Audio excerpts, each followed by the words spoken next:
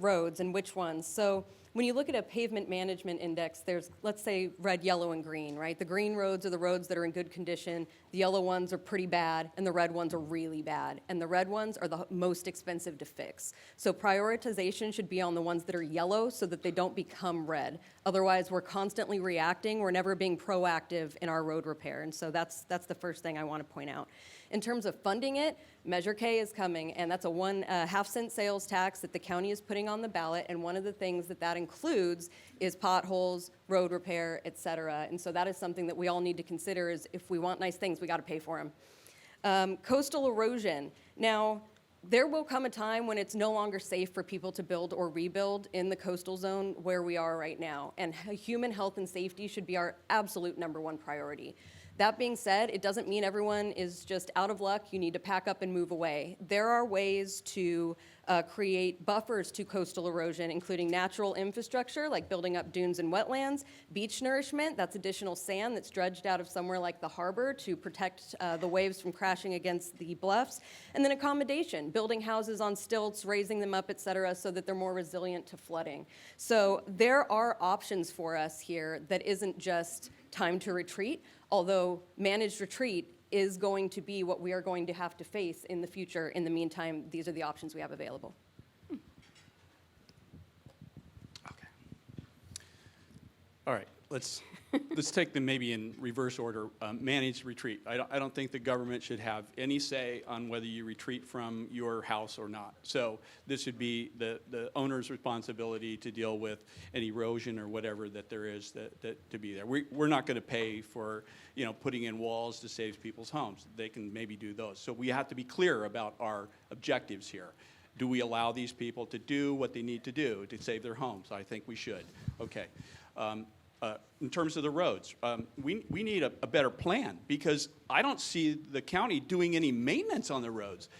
If we maintain the roads, they'll last longer. But we've already missed that opportunity. The roads are in such horrible conditions. We're not talking about maintenance now. We're talking about replacing your roads. We need to replace roads that are falling apart, that are in such bad shape. And yes, we need to use some measure to find out what are the worst roads. We not only need to look at the worst roads, we need to look at the roads that are most traveled because we're all driving on these roads and you hit those potholes and you lose a tire. People are telling me they're taking their cars in to be repaired because the roads are in horrible shape. We have to understand that the roads are the key to our economy, really. Think about it. Everything we do, you have to get somewhere to do it, or you have to have somebody get where they were coming from to you to do it. So we need to take care of these things. Third question.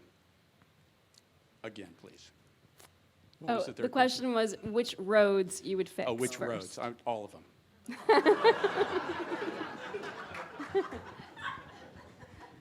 Okay, and also about funding it, right? That's a big question about funding it. Kristen's saying Measure K, right? So that's coming. I don't know. Measure K is just $10 million that goes into the budget, right? It's not targeted towards any of these things. They want to tell us that that's where they want to spend it. That's not what I would do. If I said I was going to spend something on something, I would do that. But that's not the way it's done right now. We're going to put $10 million into the budget. Guess where it's going to go? It's your guess. Nobody knows. Okay, so you're against Measure K. After. All right, you want to say something about that? Yeah, I'll just address that. This is a general tax, so it goes into the general fund.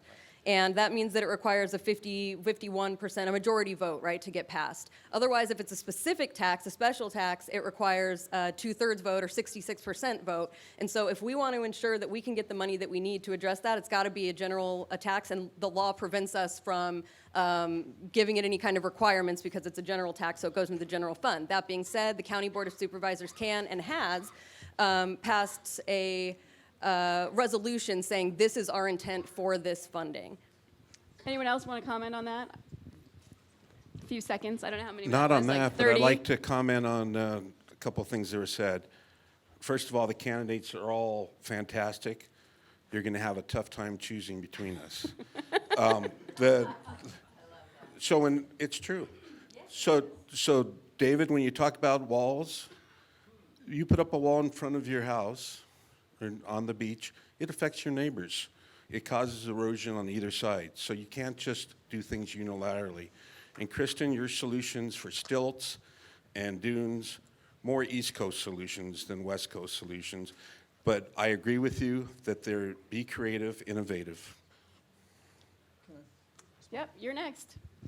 I didn't plan for this, but here we go. It's all good. So kind of the core of my candidacy is holding people accountable and looking to where things have not been done well. I think our general plan has not been done well, and we're trying to kind of fix things as they go.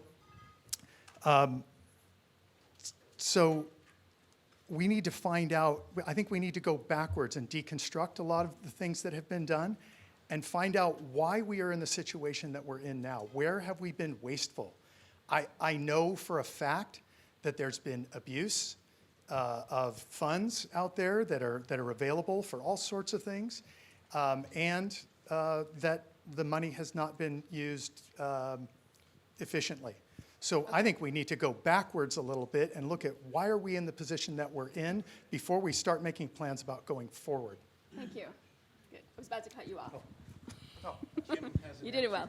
Kim, yep, did you want to? Can I answer? Of course. You Instead have of something to say. rebutting? No, you can say, oh yeah, that's right, you haven't even answered. No, I haven't answered. Whoa, I'm That's so okay. sorry. No, We that's got okay. involved. Sorry. You get to answer and rebut. Okay, so like many people have already talked about up here, our roads are in very poor shape, and it is a lack of overall maintenance over the years that have led the roads to fail in many areas. One of the roads that I'm really concerned about is out on Eureka Canyon, and I know it's not heavily traveled, but it's completely washed out and needs to be repaired. Our road also washed out, and there's many areas on Trout Gulch Road. I called the roads department. They sent somebody out, and he was a supervisor, and he drove it with me, and I pointed out all the areas that needed repair. And they actually started to repair them until they ran out of money, and so now all projects are completely halted. So that's very disappointing. We'll have to go out for a bond, like Matt Machado said, to continue our work until FEMA can reimburse us, because we have not been reimbursed for much of the storms that have come through. So I don't think it's just climate change. I also think it's just a lack of maintenance, and that has to do everything to do with our county's revenue. So at 13 cents on every dollar of property tax that is paid in is what the county gets in revenue, and that is not a lot of money. So I know many of us up here want to change that, and we'll work with our elected representatives to do that, Don Addis and Gail Pellerin, John Laird. We hope to really change that so we have more revenue coming in. With regard to managed retreat, part of our revenue for the county is in TOT, or transient occupant tax, and many of our coastal homes bring in a lot of money because people love to come here and stay here. So I'm not a fan of managed retreat right now. I think climate change will declare itself at some point, but I think we need to preserve people's properties and help rebuild our infrastructure along the coastline. Thank you. Great. You want a few seconds? Anything left of the rebuttals? Are you good? I think I'm okay. Okay. All right. Excellent. Okay. I want to switch topics now. I want to talk about mental health. In the past year, the state has passed a lot of unprecedented mental health reforms, including mandating the care courts. Those allow judges to order a care plan for people with untreated mental illness and to enroll them in treatment programs. So the county has got to implement them, right? The state mandates it, and then it's up to the county to figure out how to put it in place. Basically, it's a huge, controversial, unfunded mandate, and that has not yet been enacted at all in Santa Cruz County. So I'm wondering, and we're going to start with you, Bruce, how will you implement this, and will there be a mental health facility coming to District 2? And if there's not, if so, how will you get the community to accept that? And if not, how are you going to build consensus on the board to put it in someone else's district? Because it's got to go somewhere. Right? We got to build these. So that's my question. Start with Tony. I know Tony is going to. Yeah, Tony's going to be talk last. about this. Not And- intentionally, too. And Kim DeSerpa knows a lot about this as well. I know less. This is the type of thing where consensus building is critical.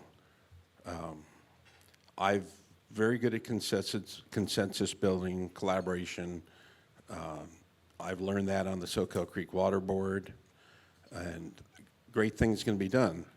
You start at a very grassroots level, person to person, and you talk honestly, and from that, then you move to the higher levels, not higher levels, but different levels, where then you act in terms of your positions.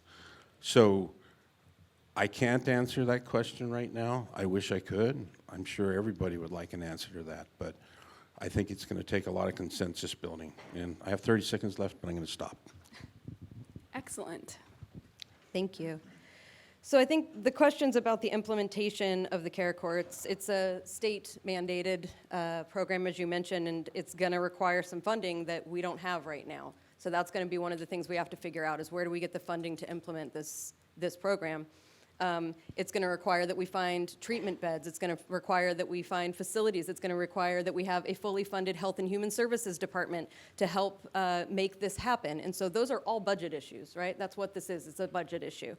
But what I heard in your question that I think is inherent in part of the issue in getting people mental health treatment, but the question was, how do you get people to accept a mental health treatment facility in the district? And that is part of the stigma around people getting treatment for mental health at all. And people will not seek treatment for mental health as long as there's a stigma around doing so. And so we need to address that. And so my answer to that part of the question is, how do you get people to accept that there will be a mental health facility potentially in District 2 at some point, is to address that stigma, because people need mental health care and there's nothing wrong with that. All right. It's gonna be hard. I don't like mandates.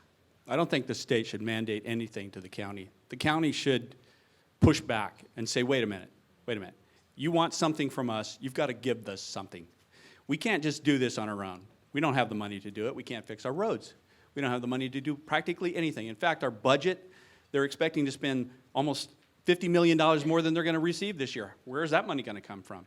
So now the mandate's going to, the state wants to mandate these care centers. More than half of our budget is already spent on Health and Human Services, and that apparently we're not doing enough. I think we need to collaborate more with other agencies, other nonprofits, other people that can do this stuff as well. Because we're not going to have the money to do that, but maybe if we had something to contribute, we could have somebody else helping out with this to do this. Now, whether we put it in someone's neighborhood or not, we've got to go out there and we've got to talk to these people that live there. We say, oh, it's going to be here. It may be next to you. Do you care? What about 2 blocks away? What about 4 blocks away? We can't just go around the 1 block and say, is this okay with you guys? And everybody says, oh, yeah, sure. And then they build it, and then 2 blocks away or 4 blocks away, they go, hey, we've got to deal with these people, and you don't know what it's like. So we've got a little more thinking to do on this, and part of it is going to be pushing back to the state, saying, look, mandates, let's see some money. Let's see some help. Okay, thanks. Kim?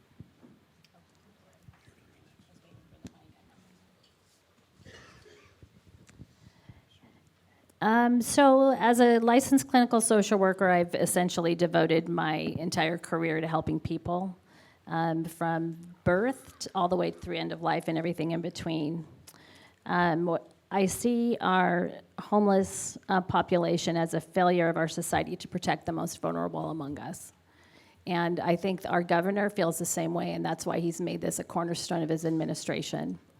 I was very saddened and dismayed to see that our current Board of Supervisors deferred action on legislation that was signed and put into effect to conserve people with serious addiction and mental health problems.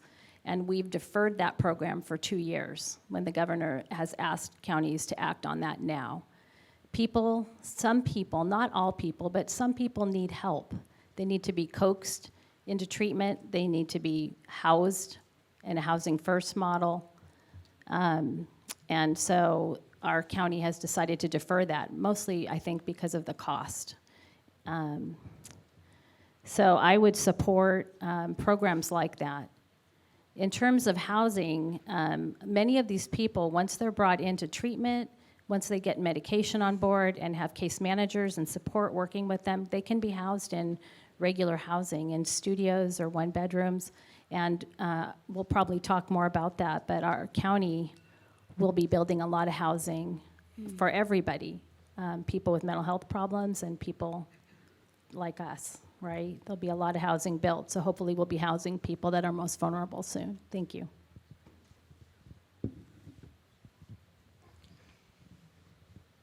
So this is in particular why I'm in this race. Because I experienced extreme, egregious abuse of funds, and it's hard to say. It's really bad. And I don't want to be too specific here tonight, but I've given all the information I have about what happened in my neighborhood, and Lookout has it, Sentinel has it, everybody has it, so you'll see the information coming out. I think the important thing to look at is transparency, because what happened in our neighborhood was they bought a house, they didn't tell anybody, they took over $1 million of state funding to put in a program that absolutely was not legal as mandated by the grant. So we found that out. We asked them questions, and they were completely dishonest with us from the get-go. So when we knew they were being dishonest, we did a FOIA request and got all the emails between the service organization that owns the property and the county. And what we saw was them conspiring to be dishonest, to lie to the public so that they could keep the money, keep the property, and put in this program that I think would be great in the right place, but it does not belong with an 8-bed facility in a residential neighborhood, period.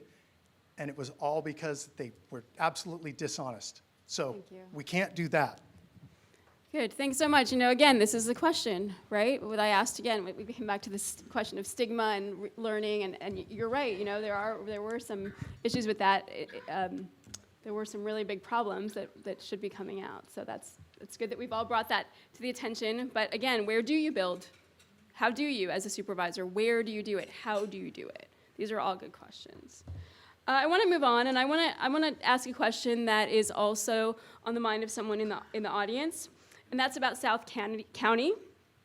So our audience member asks, what are you, each candidate, doing to address voters in Pajaro and Watsonville? And how will you represent the concerns of student voters, working class, and dreamers? And I want to add on to that just a tiny bit. You guys have got the habit already that I have long questions. But there are 2 projects in Watsonville that are really crucial to our community, and that is Watsonville. This is not a pop quiz, I'm going to tell you. All right. It could be. But anyway, okay. Watsonville Hospital and obviously the Pajaro levee. Right? We saw that last year, historic flooding. So Zach Friend, the outgoing supervisor, had played a huge role in that, in shoring up, both of those literally, shoring up, those with his contacts through state and nationwide. So I'm just wondering, so the audience question, how will you represent them? And my question is, how are you going to step into that role? What are the contacts that you have maybe that you think you can replicate what Zach had been doing for those 2 major projects? You're looking quizzical. Yes, I kind of missed the first part, Oh. but I'll listen to Catch it. on. Yeah. Okay, is that clear? Was that clear? Got it? Who's up? I think it's Kristen, I think it's you. And you are shaking your head, so that's good that you got it. Yeah, I think so. Okay, all right, good. All right, I think I got it. So addressing the needs of South County. So for the last 9 years, I've been on the board of directors and the board treasurer for the Community Action Board of Santa Cruz County, which is located in Watsonville, provides a lot of great services there. It's a wonderful organization. I'm also a member of the Pajaro Valley Cesar Chavez Democratic Club and was endorsed by that club. I care very deeply about the issues in South County and throughout the district. Addressing the needs of the working class, of students, of renters. I was just out of finishing my undergraduate degree when I ran for city council in 2016. I have always been and remain a renter. My husband and I, for the last 6 years, have lived in a 450 square foot, 1-bedroom apartment in Capitola Village with our dog and our cat. So I completely understand the needs of working class, renters, and the like. I want to hear from those in South County who feel that they have not been heard. I think it's incredibly important to hear those voices. Measure N is the measure that will fund improvements to Watsonville Hospital, including the potential to buy the property that the hospital is on. The community raised the money to buy the business, but not the property, and so some company out of state owns it right now. We need to be able to buy that property. That's Measure N. Advocacy at the state and federal levels. I have worked with our state elected officials. I've worked for Congressman Jimmy Panetta. Just recently, when the budget was released and it looked like some money was going to be pulled back from the city of Capitola, some of our state legislators were reaching out to me to let me know that we needed to start working on these things together. So I built those relationships. I'm ready to bring the advocacy with those elected officials to the 2nd District.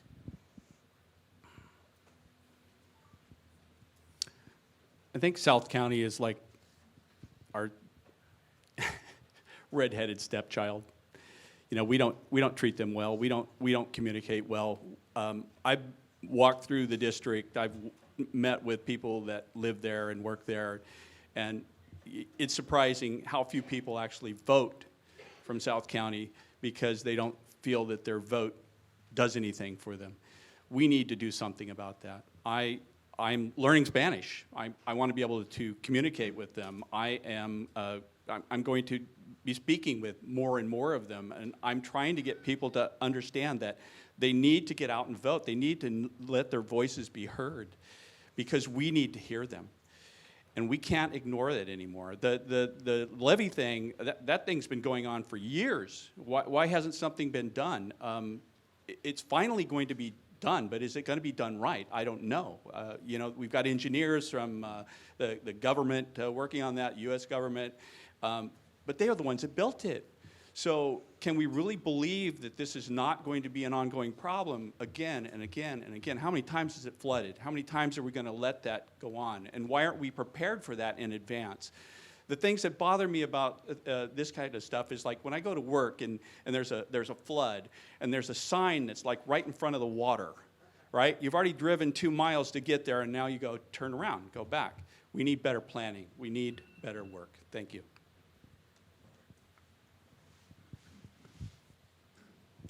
Well, my 14 years on the Pajaro Valley Unified School District have prepared me well to work on behalf of District 2 and in Watsonville. Pajaro Valley Unified goes all the way into Monterey County. We have 3 schools in Monterey County, and I often work with the county supervisors on that side to bring equity to our families in the Pajaro. I've also worked directly with COPA over the years to build streetlights in the Pajaro area. And in fact, just recently I was dismayed because Monterey County staff had recommended $2 million come into the district to help repair the fields at Pajaro Middle School, which were damaged when the levee breached. And unfortunately, the county supervisor, Glenn Church, said no. Pajaro Valley has a huge budget. We have a $330 million budget that I've been governing for the last 14 years. He said, you guys have too much money. We're not going to give you anything. And they didn't, which is such a shame. I'm very close and collaborate well with my colleagues that are on the city council in Watsonville, and I have the relationships that will help support everybody.